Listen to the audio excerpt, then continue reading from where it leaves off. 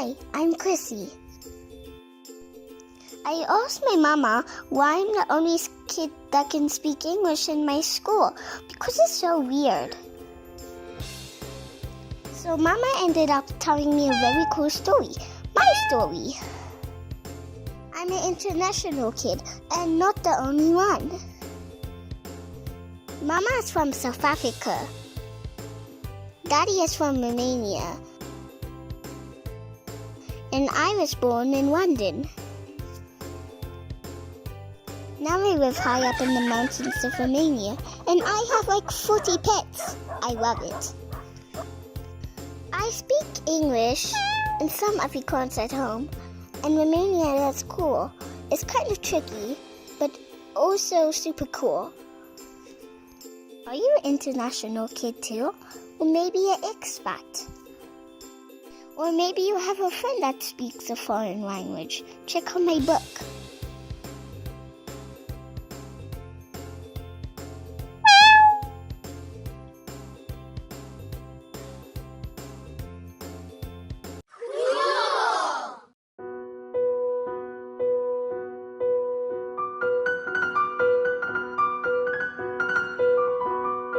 Marli van, now help me to pronounce your surname, Van Sittert.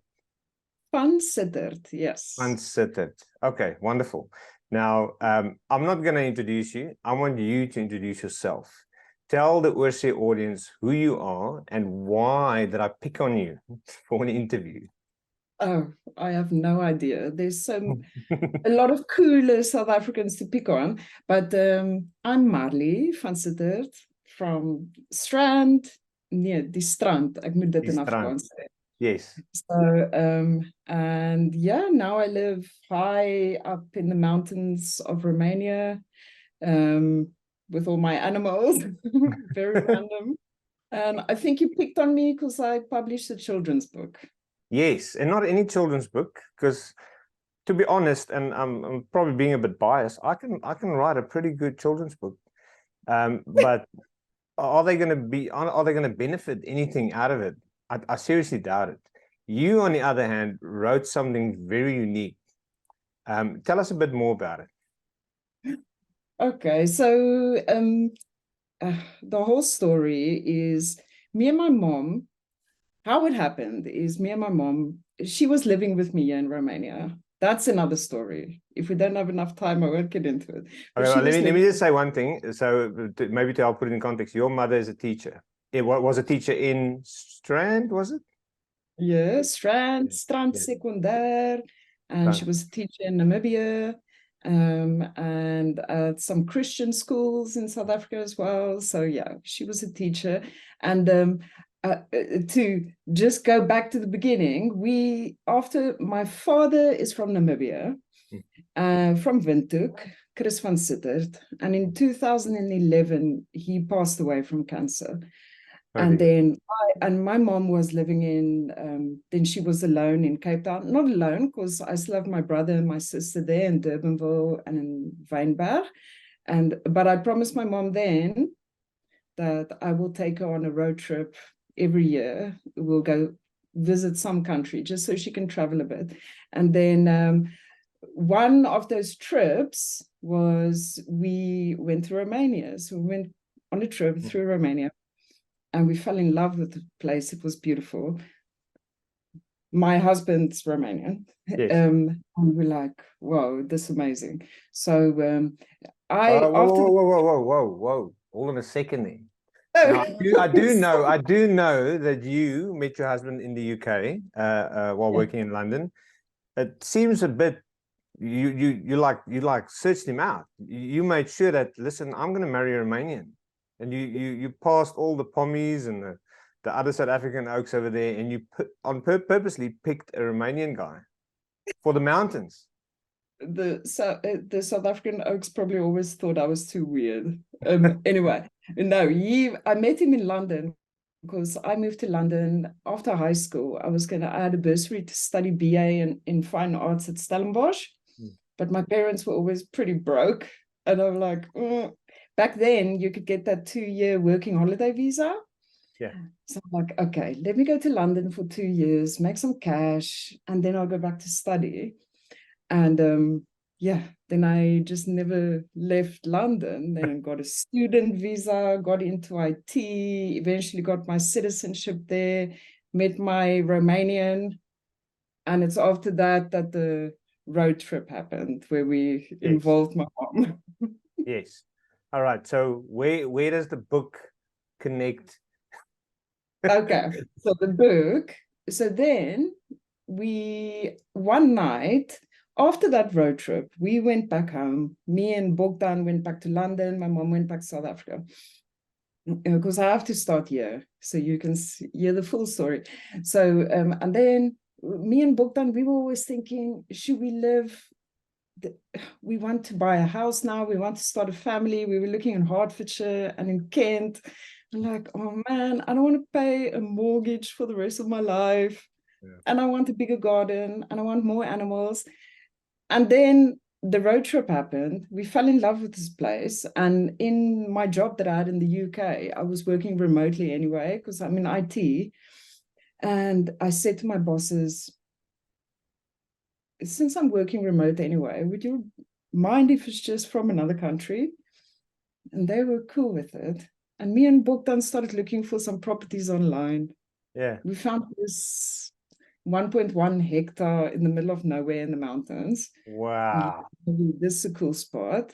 Yeah. And then we flew out the next weekend and checked out the land. And then the guy gave us the key even before we paid. Wow. Imagine the trust. Oh, Yeah. you're gonna have to send me some pictures of your property when we're done. We've got a couple of acreages here in Tyre and Somerville where I live in outside Melbourne, and they're absolutely beautiful. It's just amazing how much you can do with 1 hectare. And kyk, ek is van die Karoo, so 1 hectare for me is nothing. I mean, I've known farmers there with 200,000 hectares of land. And when I came out here, I realized it's actually quite big. It is quite big. Now, yeah, and especially if you compare it to how you live in London, because you were living in London too, right? Yeah. I worked there for 3 years. I lived in Aldershot, and I always pull. I try and share a bit about myself as well, just to give the new viewers perspective on who I am. And yeah, so I lived in London for 3 years. Majority of that time in Aldershot, but worked in Guildford, which is in Surrey. Beautiful little town. But our very first house was was a cottage, but it was squashed between two other houses, and it basically was just a massive hallway. So, or not a massive hallway, it's a small hallway. So you walk in, it's got the mudroom where you take your shoes off and whatever. Then it's got a tiny living room, and then the stairs that go upstairs to 2 bedrooms, and then a small kitchen. And then for some odd reason, I don't know, maybe it's a UK thing, the toilet and the bath was sort of part of the kitchen, just separated by a door. I remember that. I have to add, if you have to go, no one's cooking that night. It's pizza for takeaway. I'm telling you. We had the same. Because we had exactly the same. When I first moved to London, then it was everyone living in the shared South African houses. And I was with a few people from Strand. Shout out to Reino, Palle, Marika, Cherise, julle weet wie dit is. And we had a house like that. Like, Cherise, this is Cherise Brand, is it? Nee, Cherise van Merwe. En Reino Palm and Marika Palm, al my strandmense. And we were living like 11 South Africans in a 3-bedroom house, 1 bathroom. It was like, I think 2002. Pretty long ago. So yeah. So when you 1.1 hectare, I know in South Africa that's nothing. Yeah. But yes, the thing is with our land, it's 1.1 hectare, but it's all like this. It's very steep. Yes. And the other catch was that there was no road access. Yes. But when we came to check the place, we were like, because Romanian men, like my husband, don't worry, we can bulldoze the road, don't worry about it. And the guy who owned the property is like, yeah, we'll bulldoze the road, don't worry. And then, like, Okay, cool. I'll take it. I trust you guys. Yeah. And we went back to London, and then we started planning the house because it had a very small, traditional old house that was falling apart. And then I started designing. We're going to renovate it. Yeah. And then we started the project and everything. And then I got pregnant. I'm like, oh no. As you do. Yeah.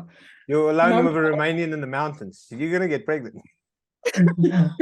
we were still in London because we were Oh. doing all of this in London.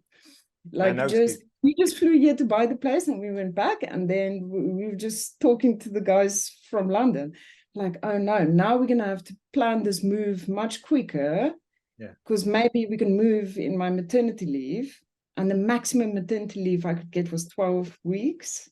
I think no, it was 10 weeks maternity leave. So I had to plan everything. My Chrissy was born in Archway in London, and I planned everything so that she's born on this day, the flight's booked for 6 weeks later. She gets her passport, like, which is 2 weeks old. We move out, and then my mom, that was sorry, I'm all over the place. My mom, when I found out I was pregnant, I called her in South Africa, and Mom, you've seen Romania now, but can you move with me to the mountains? Like, quit your job, because she was working at a cycle techniques in Blouberg Strand. All right. Bike shop, and I'm like, quit your job, you can retire now, come live with me in the mountains, and then you can help me with my baby. I can carry on working, and you don't have to work again in your life, and we live happily ever after. And my daughter can grow up with her granny.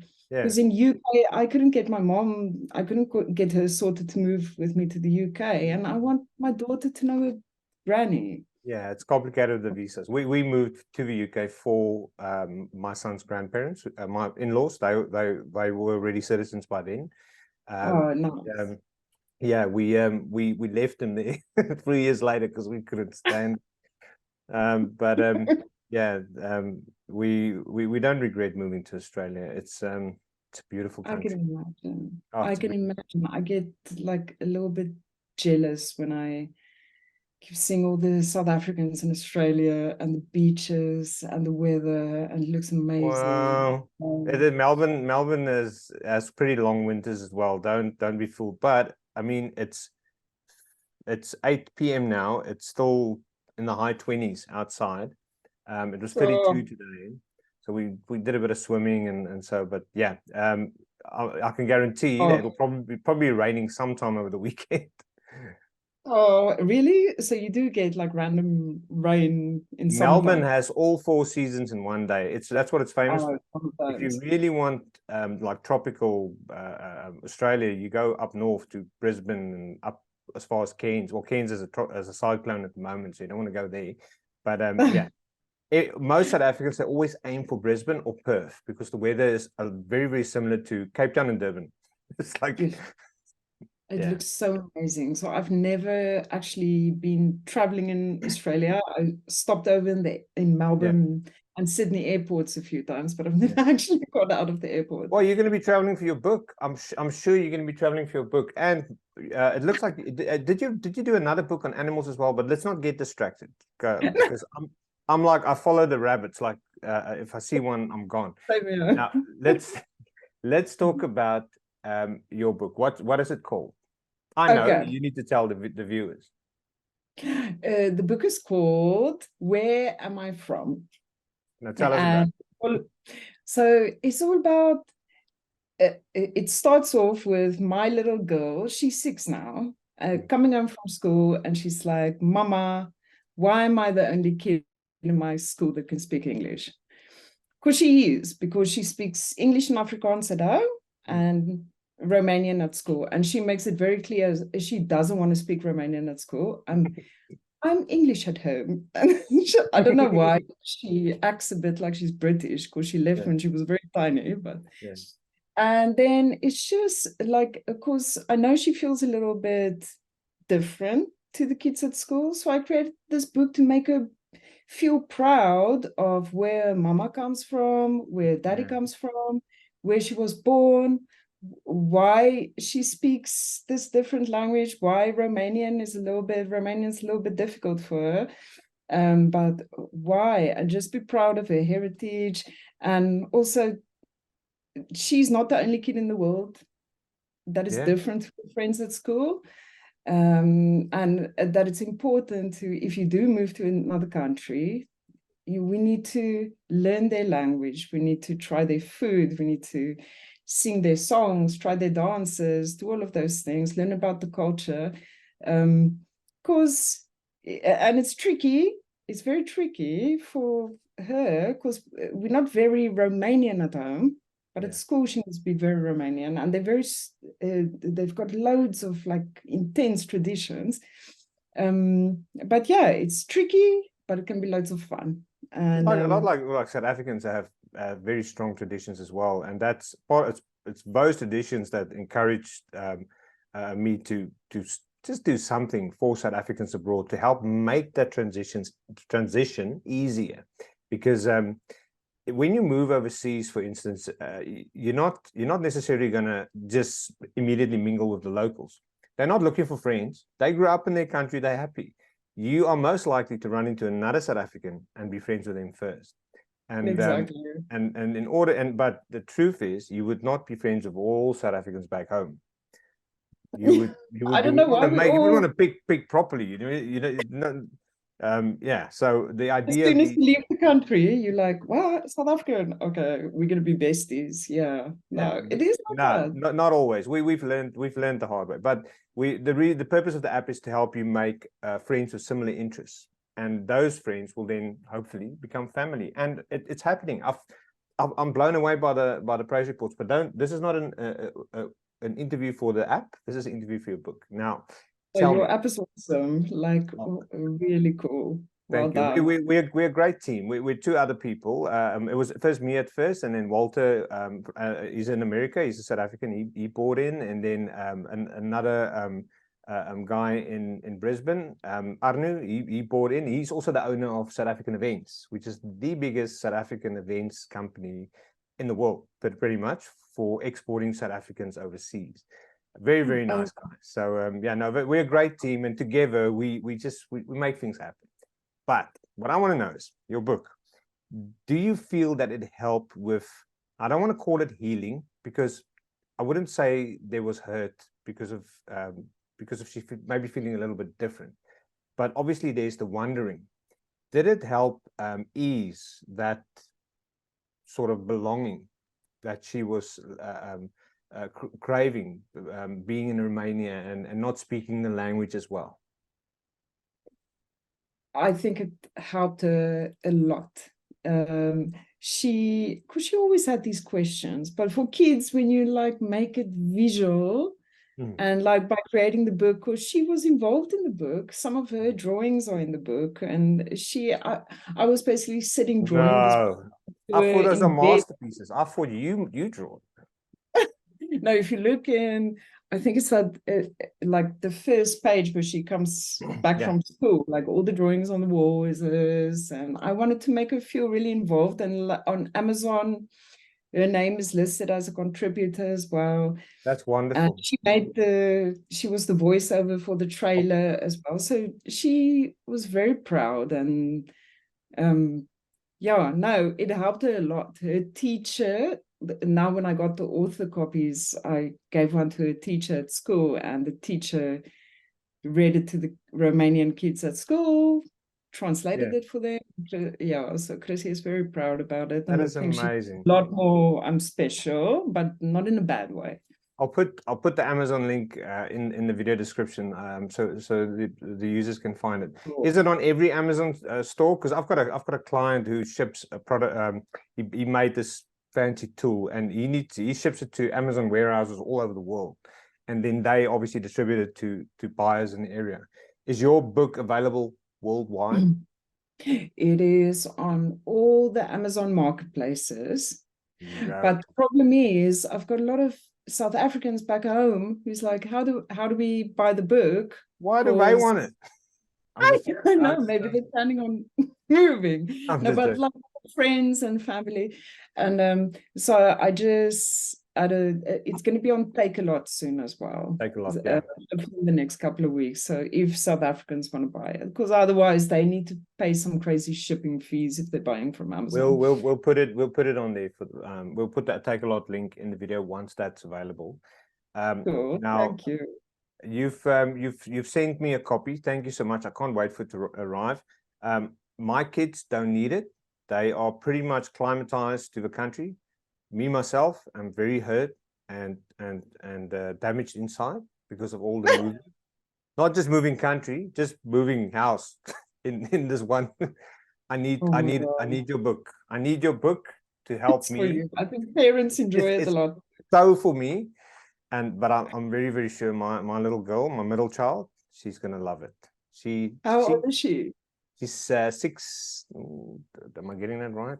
She's 6, and she might burst in here. Like, no, she's 6, and she just finished prep, which is like sub R in Australia, and she just flourished. I mean, just watching her transition from this little toddler to this little girl that reads like long, complicated words, pronouncing them properly. Me with my Afrikaans accent can't pronounce those English words like she can.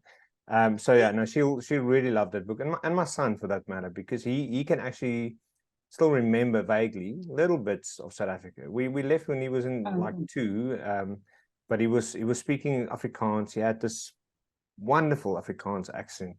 And he used to say the cutest thing, and it was sad just to watch it disappear in the UK. The UK, the English there is so strong and overpowering. When he started learning the language, even in 6 months he had the accent, the British accent. Yeah. And now did he switch to Aussie? Yeah, no, him and his 2 sisters are so Aussie, but you can see the difference in the manners as well, because in the UK you had such good manners. You would like ask him something and he won't hear you properly. You'll be like, pardon, daddy, you know, and then coming to Australia, he's just like, huh? You know, it's like where did your manners go? Any Australians watching this? I'm just joking. You guys are wonderful. I promised my mother, like me and my mom, well, after she moved in with me, we were always saying we need to write some books because we've got so many stories moving to this place. Like it was, we were going to do it. And last year, 2022, in June, she out of the blue, there was nothing wrong with her. She was diagnosed with stage 4 pancreatic cancer. And oh man, we had such a happy life. We built her own little cabin. She loved life here. She was looking after my girl while I'm working, and we were just drinking wine together, watching rugby together. She's my bestie. And then she passed away 2 months later. My brother and sister came from South Africa, and my sister from New Zealand. I've got my older sister lives there. Yeah. And while we were by her side, she passed away. But she said to me before that, "Do nie boek, Marli, do nie boek." I'm sorry to hear that. I did not know, honestly. I spoke to Mikael Skabord yesterday. Yes. Who was in her class? She was his teacher. Yes, she was his teacher, and he remembers her quite well. I think your brother's Gideon, is it? Steven Van Sittert and Durbanville. Yeah, because I told him, now you won't believe who I'm interviewing, because let me chat on that a bit. Yeah. So firstly, about the animals, I saw a page of it. So I think it's actually a page in your book. It's a page in the book. All right. So let me just clear the confusion there. I'm sorry, I'm not perfect. Yeah. So when I saw your name popping in, Marli Van Sittert, just like Oorsee, I'm like, no, where did she see it? We're not friends on Facebook. And then I checked. I'm like, oh, hold on a second. It is actually you, and you wrote a book. And I'm like, oh, hold on, what's this book about? And then I start reading the comments underneath the book, and I'm like, this is so Oorsee.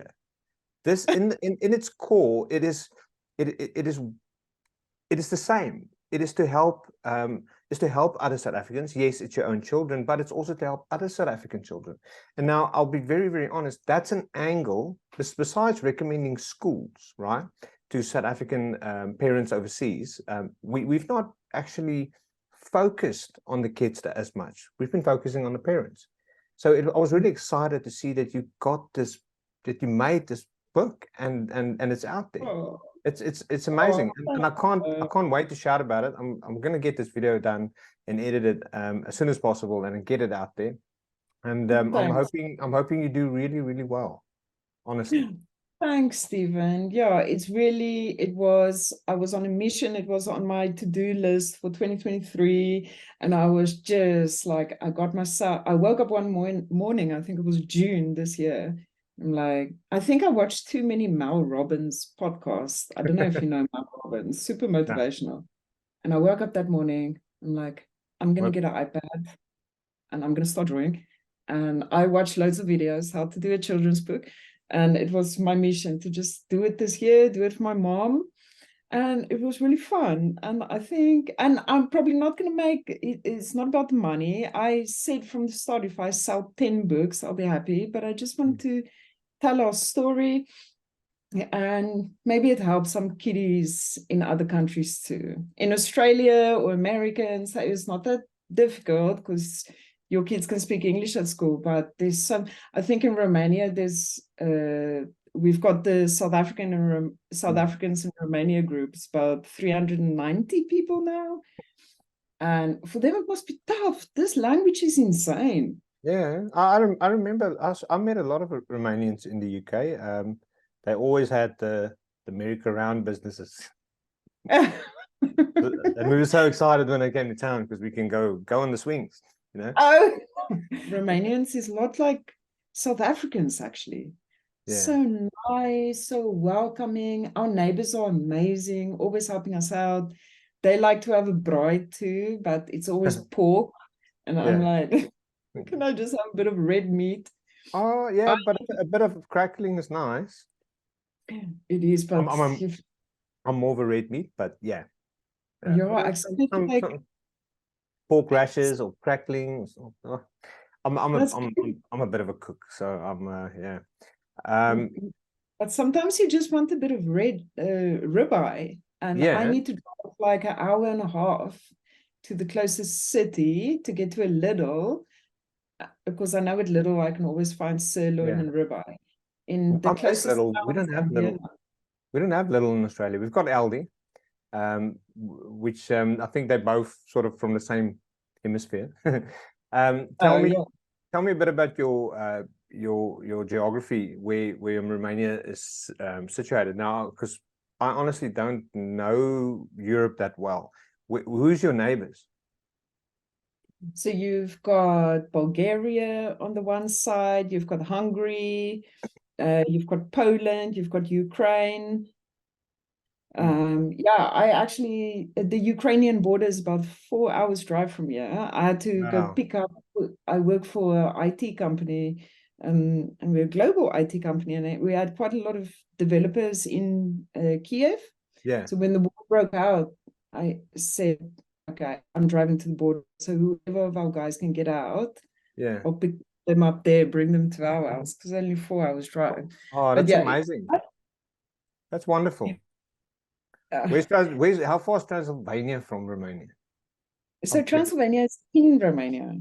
In Romania. Like Transylvania is a region of Romania. Right. I saw a really funny meme the other day. What was it? It's like, it's never too late to start something. Vlad the Impaler only started impaling people in his mid-30s. So you can go, there's a very beautiful medieval town called Sighișoara. It's about 2 hours from here, and that's where Vlad the Impaler went to school. And you can see like his house and everything. That's amazing. Yeah, it's very cool. This country is very old. There's all these old cities and castles and history. And even then, when my daughter, like when her teeth came out, when she was it was the fangs. I'm like, oh God, no. But I want to know from you, what is next? Because obviously you're seeing that this is working. It's working really well for you, and it's something you should explore. You need to pull on that thread and maybe write some more books. Do you have any ideas? Well, yeah, I've got a lot of ideas for books, and it's just because it's just so cool to do something else outside of IT and mommy and work duties. Like it was so cool to create something. So I've got a lot of ideas. And we're going to New Zealand for Christmas to visit my Ooh. sister. And the flight is Bucharest to Doha, and then Doha to Auckland, 16 hours. So I'll be starting to draft my next book on that flight. Oh, you've got loads of time to write something. Well, Yeah. I do hope it emerges. I do hope it's a huge success. And from the Oorsee side, we'll do our very best to shed light on your current book. And I'm hoping you sell thousands and thousands of millions. Oh, thank you so Billions. much. Oh man, thank Yeah. you. And thanks for getting in touch with me. It means a lot to me. No. So cool to talk to a South African as well. Well, we should do it again. I mean, I like doing repeats. So we chat again in a year's time or 6 months, but stay in touch on the app. You'll see me on there. I'm always on a mission to post something new and get some new or share stuff. We're doing some camping in a few weeks and getting that on there as well. But Okay. thank you very much for your time, and I'll let you know as soon as the video drops.